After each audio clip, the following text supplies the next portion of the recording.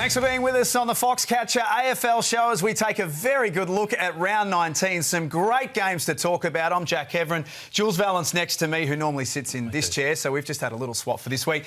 Jules, let's dive into Friday night because there is a lot to talk about here with the Lions and the Dogs. Absolutely. Belter of a game, you'd think, Jack. And look, sets up well. Look, Brisbane favourite, and understandably so, that home ground advantage. Now, I know in the last couple of years their home ground advantage hasn't been that good, especially this year. They've dropped a couple of games, but they're just starting to build again for the finals, I think, the Lions. And look, the Dogs dropped one last week at home at Marvel against the Crows.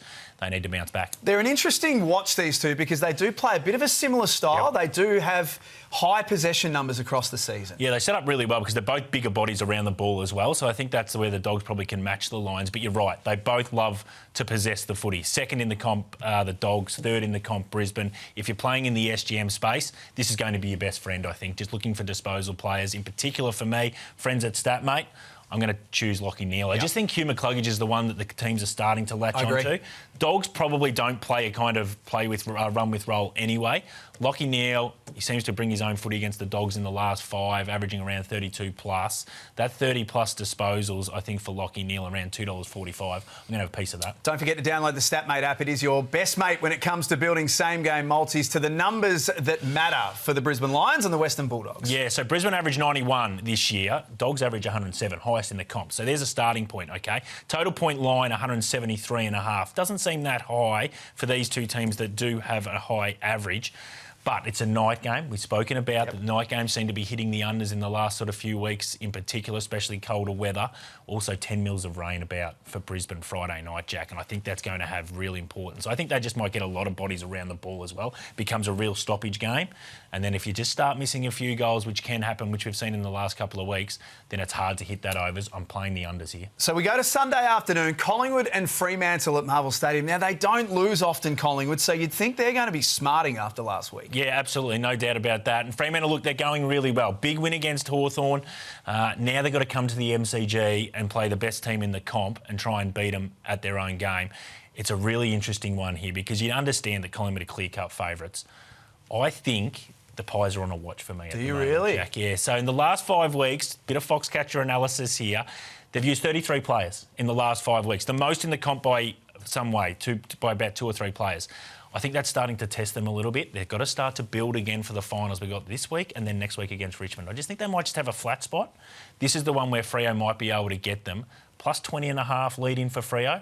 I want to play into that space, which is mental in a way because they cannot get anywhere near Collingwood at the moment. True. I know they drew with them recently, but in other games they've been getting absolutely belted. So I'm playing Freo at the line. Here are some of the numbers that matter for this game as well. Yeah, it's an interesting one because, look, a little bit of rain about, but I still think, like, two sort of can be low-scoring teams. I know Collingwood have the ability to score, but 161.5 total point line I don't want to play into.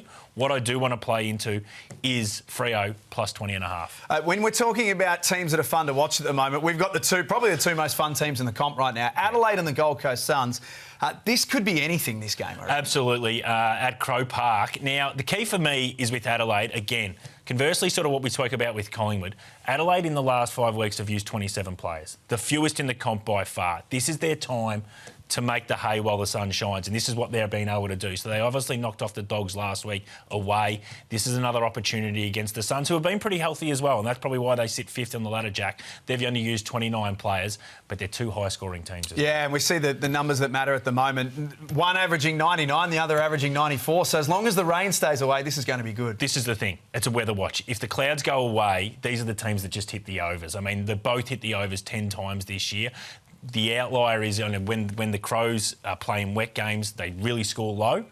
But I think with these two teams, no clouds about, you just got to smash this 175.5 line. It just seems too low for me for these two teams who can score probably 100 really quickly. Let's be the overs this game. Well, if you pray to the weather gods or whatever god you pray to, let's hope that the rain can stay away for this game on the weekend because it's going to be fantastic. You've always been fantastic, Jules. Great work by you. Check us out on social media as well. This round is going to be a lot of fun. Enjoy it, and we'll see you next time.